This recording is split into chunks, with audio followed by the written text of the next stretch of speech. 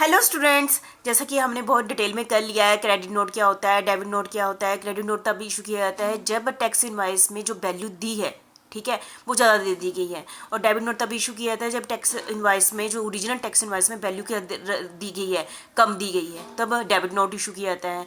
तब आपके माइंड में ये आता है कि नोट है ना, इसके अंदर क्या क्या कंटेंट होंगे वो मैं आपके साथ डिस्कस करूंगी। जैसे कि हमारा टैक्स इनवाइस था ना, तो उसमें भी कंटेंट थे, आप देखेंगे तो वैसे ही 90% वही है कंटेंट है, ठीक है। फिर भी हमें पता होना चाहिए पेपर में क्या लिया है, इसके अंदर क्या क्या टॉपिक होंगे, ठीक है। Content of supplementary tax invoice and credit और डेबिट नोट। सप्लीमेंट्री तो पेपर में ऐसा नहीं आपको डायरेक्ट आ जाए क्रेडिट नोट किसे कहते हैं, डेबिट नोट, इसको ये भी कह सकते हैं सप्लीमेंट्री, है ना, टैक्स इनवाइस, क्योंकि टैक्स इनवाइस के सप्लीमेंट्री टैक्स इनवाइस, ठीक है। क्या सबसे पहले है इंडिकेटिंग रिवाइज्ड इनवाइस। सबसे पहले इसमें क्या आपने शब्द यूज करना है, रिवाइज्ड, क्योंकि देखो चाहे क्रेडिट नोट है चाहे डेबिट नोट है, दोनों की केस में जो टैक्स है वो चेंज हुआ ना, टैक्स की लाइबिलिटी, तो इसलिए रिवाइज्ड इनवाइस लिखना है। इसके ऊपर शब्द क्या यूज करना है, रिवाइज्ड इनवाइस शब्द यूज करना है, ठीक है।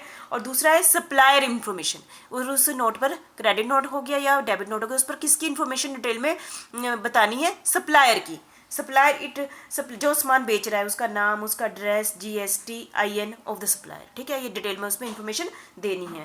दूसरा है हमारा, तीसरा है nature of the document, document की नेचर क्या है उसमें ये मेंशन करना है, ठीक है। सीरियल नंबर, जैसे कि आपको पहले ही पता है, सीरियल नंबर या तो नंबर में होंगे, अल्फाबेट्स होंगे उसमें, या हाइफन यूज कर देंगे, कम्बिनेशन में बना लेंगे, सीरियल नंबर वाइज ही ये इशू किए जाएंगे, क्रेडिट नोट हो चाहे डेबिट नोट हो। डेट ऑफ इशू, जिस डेट को ये बनाएंगे होंगे क्रेडिट नोट या फिर डेबिट नोट, वो डेट उस पर क्या कर देनी है, मेंशन कर देनी है।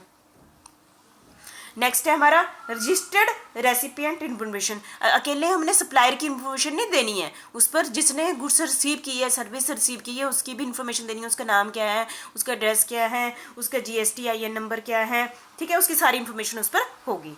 और 7th पॉइंट है information of the unregistered person, unregistered receiver, है ना। यदि बाई चांस जिसने गुड्स लिए वो अनरजिस्टर्ड है ना, तो उस केस में जिसको बेची है तो उसके वो कौन सी स्टेट से बिलोंग करता है, उसका नाम एड्रेस तो आना ही आना है, कौन सी स्टेट से बिलोंग करता है ये भी मेंशन करना है, उसका कोड क्या है ये भी मेंशन करना है, ठीक है। नेक्स्ट है हमारा ये हो गया 7 information of the unregistered recipient, ठीक है। और नेक्स्ट हमारा गया, एक minute, information of corresponding tax invoice, जो पिछला जो टैक्स इनवाइस था ना उसको भी आपने थोड़ा मेंशन करना है, ठीक है। नेक्स्ट हमारा गया value of taxable supply, value of taxable supply, it contain information regarding value of taxable supply of goods और service, rate of tax, amount of tax credited as the case may be debited to the recipient, ठीक है। तो आप समझ गए होंगे। और signature आपको पता है, एंड में जो इशू को सिग्नेचर किसके होते हैं, सप्लायर के, या सप्लायर के होंगे या फिर उसी के ही अथोराइज रिप्रेजेंटेटिव के होंगे, ठीक है। सिग्नेचर ऑफ डिजिटल सिग्नेचर होंगे, ठीक है। ये था हमारी इंफॉर्मेशन थी content of debit note and credit note, ठीक है। इसके साथ आपने अच्छे से कर लेना। इसी के साथ मैं कंप्लीट करती हूँ डेबिट नोट और क्रेडिट नोट, ठीक है। सिंपल टॉपिक है लेकिन बहुत ही इंपॉर्टेंट टॉपिक है, आपने इसको अच्छे ढंग से कर लेना है, ठीक है।